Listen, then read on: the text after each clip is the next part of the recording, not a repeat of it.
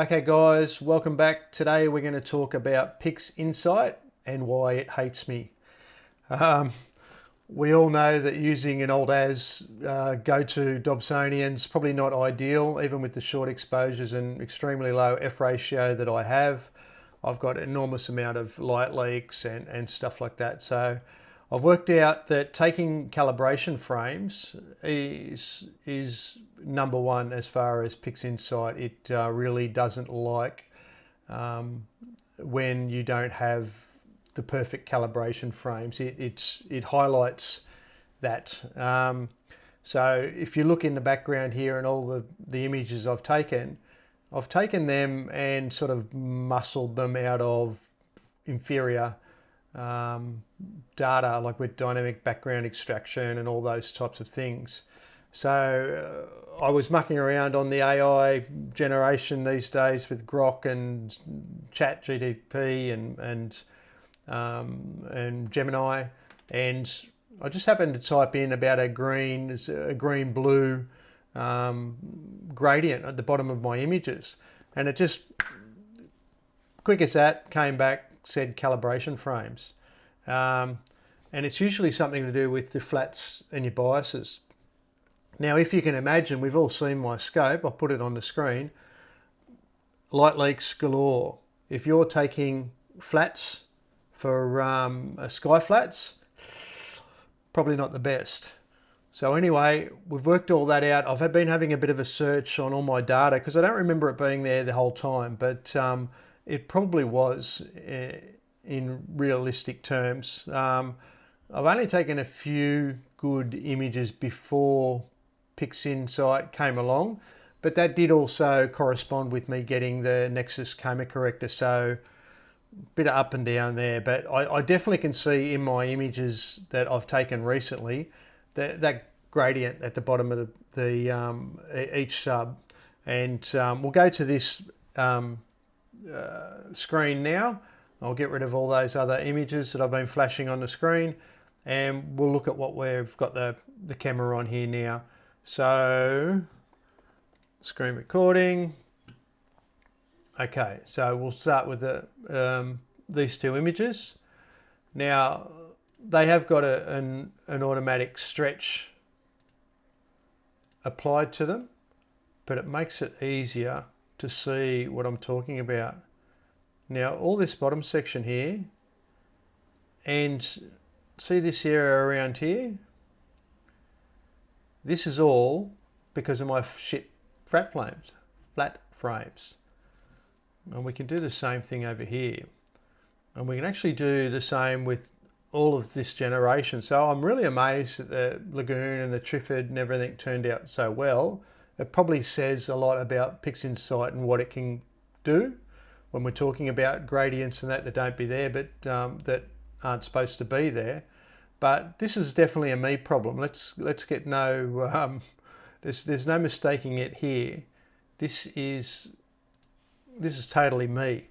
So I put the same frames into Deep Sky Stacker, and it doesn't seem to have anywhere near as big an issue. I don't know whether that's Pixinsight is technically perfect, let's say, and struggles to operate outside that range. But with everything I tried, and like this image on the right, it probably took me, I don't know, for an hour to do. Whereas the image on the left took me 10 minutes. After the image on the left is stacked in Deep Sky Stacker, the image on the right is the version that Pixinsight gave me after using its calibration frames. The only problem being the Deep Sky Stacker, not really a problem, still heaps quicker. And again, I'm sure it's not as good as Pixinsight, is you have to put darks with Deep Sky Stacker, otherwise your image comes out way too light. And it's really a struggle to bring it back down, so we don't want to start off compromised. So anyway, this is, you've all seen this image, and we've already done the NGC 253 video, and to be honest, I really liked that when I did it. But this one just seems a bit more natural, and I like it a lot as well. Now we're going to look at NGC 300.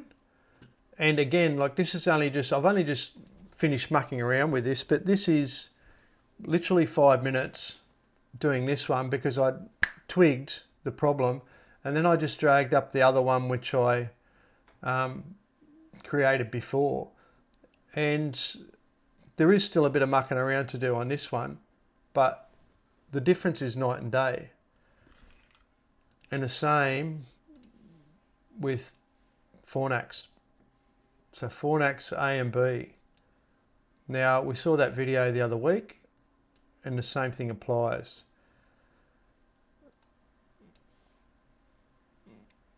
So I really like the images that are coming out of Deep Sky Stacker better.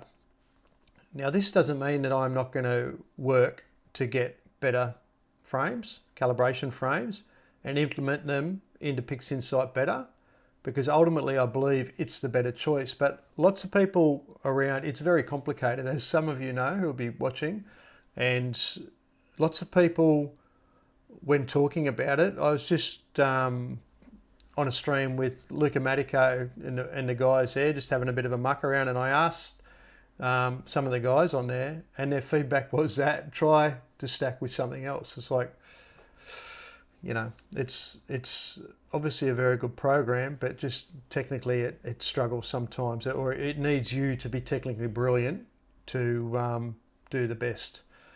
So we've got all of that. I understand now. I'm not going to do any more images, videos until I work out what it is and do a better job of it. But just to let you know, that one there I must have already stretched. This is the stacked image that came out of Pixinsight, and this is my actual raw frame.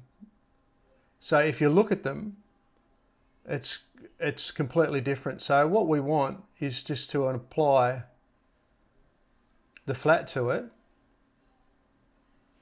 to flatten the field. Now obviously somewhere along the way, and whether it be the biases I'm taking and then integrating with the flats to make the master flat, what have you, that's the problem. Now I could probably stack this one and it'd probably come back very, very similar, because my flats, I might just pause here.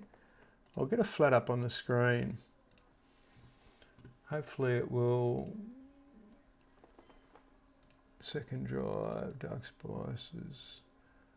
What have we got? Was that 3 second? They were 3 second flats.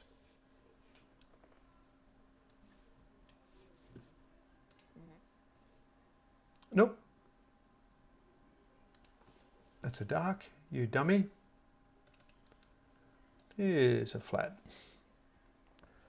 So if you apply that flat to that image, it's going to be pretty close to the mark. It's definitely going to be better than what we're looking at here.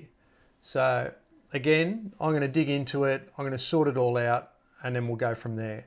But at the moment, what I've got going on here is just not working. So I'll endeavour to get it better. I'll still get some videos out, and we'll keep doing what we're doing. But I want my images to look better than what they are. And we can do that with just a few simple fixes, I'd imagine. So, okay guys, that's it for today. Bye for now, and I'll have some more stuff for you soon. All right.